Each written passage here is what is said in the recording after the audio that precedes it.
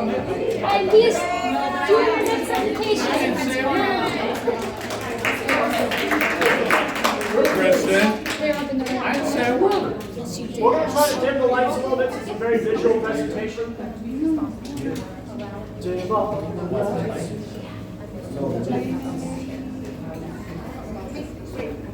Is that the mic? Where's the mic?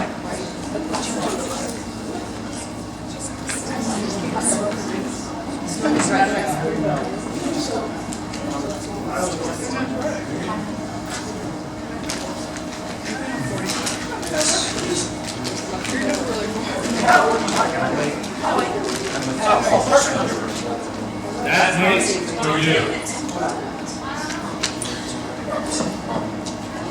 We're working on the microphone.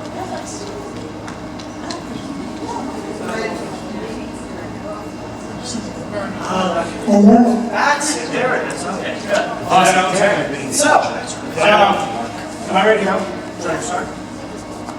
Is everyone here? Is that okay? Oh, if you want, I can introduce you. Hello, everybody. I just want to introduce Matthew Bailey. Thank you.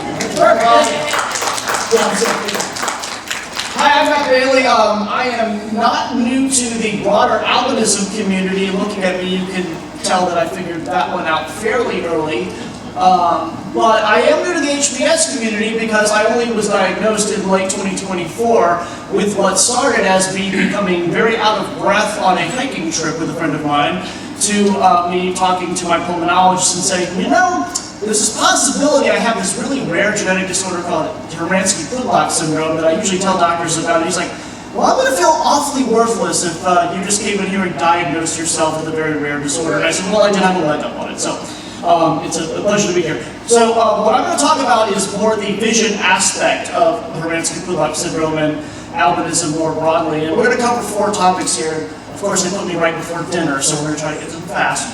Hold on just a second.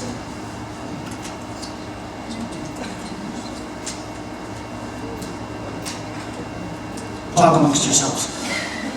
Okay, here we go. We're going to cover 4 topics tonight. Why glasses won't fix it? Because I'm sure plenty of you who have HPS have heard, why don't you just get some glasses? We're going to talk about what reduced central visual acuity looks like, and we're going to show you some examples of still pictures and actual video. We're going to talk about what's hard to see for us and what isn't, and for those of you who are parents of young children, especially ones who are really little and can't tell you what they're seeing yet, this will hopefully give you some insight. And we're going to talk about 5 ways we adjust. Those are the 4 main topics we're going to cover tonight. So first, why can glasses not fix the visual aspects that come with HPS? Well, let's clarify something. This is not what we see. The world does not look like one big board of us. So why is it that those pesky, normally sighted people think that you can just go down to Lens Crafters and they'll make you some quality glasses in about an hour, and then all of a sudden everything goes from this to this? Well, it's all because of how the eye works. And so this chart just explains everything. Now we can go to dinner. As a side note, you're going to see some of the most amazing doctors that you can imagine who are generous enough to give their time to our community this weekend. And inevitably, they're going to put up a chart like this. And then somewhere they're going to realize, oh, I guess a lot of y'all can't see that, can you? You think they know. So I'm going to give you the worst diagram of the human eye ever created, but hopefully one that's actually easy to see. So imagine this is a cross-section of your eye with, you're looking from the side of your head. These are supposed to be eyelashes. So imagine that you got eyelashes on the left, and this is the lens in the front of your eye. This is the retina on the back of your eye. So again, it's kind of like your nose is on the left side, your brain's on the right side here. And this is the iris, and the iris is supposed to, when light is bright, it's supposed to be closed, and then when light is dim, it's supposed to open. We're going to talk a little bit about that. So, for normally sighted people, when they have vision problems, they have problems with the lens at the front of the eye. And here's what's supposed to happen when the eye is working normally. You have rays of light hitting the lens concentrates them onto a singular point on the back of the retina, and then when that happens, people with normal vision at least have clear vision.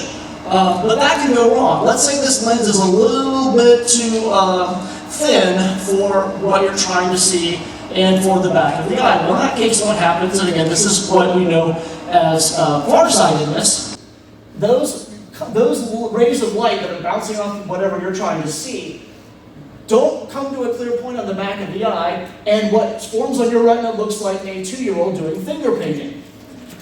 So for normally sighted people, though, and for people with HPS, you can fix this. You simply get a concave lens that bends the rays of light so that they come to a firm point on the back of the eye. And you can do that with glasses or contacts.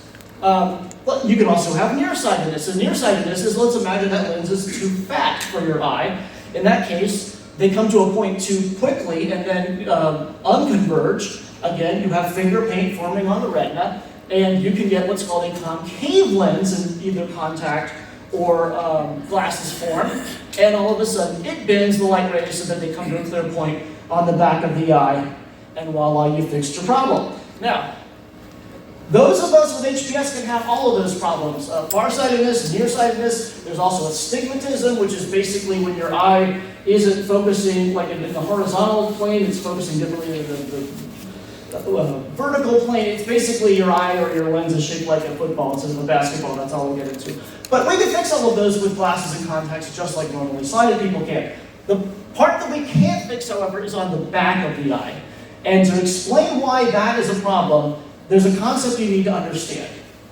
All pictures are made up of dots. Some pictures are made up of more dots than others, and some pictures are made up of so few dots that you can't even make out what the picture is. For those of you who have HPS, you may not be able to see this, and some of those of you in the back who are normally sighted may not be able to see either. This is a work of art that hung in our local mall back when we still had a local mall. And I'm going to blow up the mouth, so can anyone tell what this is made out of curiosity? Just raise your hand if you can tell how the artist made this. Okay, so you can't see that. Okay. Okay. I'm going to zoom in on the mouth, and you'll see it's made of bottle caps. Yeah, this entire face was made of bottle caps. So those are a form of dots. Now, those of you who are normally sighted have been upgrading your visual acuity at the Apple Store for the last 15 years. When Steve Jobs announced the very first iPhone, it had 2 megapixels on its camera. Well, what does that mean? Well, the very first iPhone that came out way back in the late 2000s, had a resolution on its camera. It would give you a picture with 1,600 rows by 1,200 columns when you took the picture. And if you multiply 1,600 by 1,200, that's 1,920,000 dots. Naturally, they rounded up to 2 million or 2 megapixel camera. Now, Tim Cook just got a lot of folks to go out and buy the new iPhone 17 Pro that all 3 of its cameras have 48 megapixels. That's because the fancy new iPhone that you can go buy today takes pictures with a little bit over 8,000 rows by 6,000 columns, which equals 48,771,072 dots. So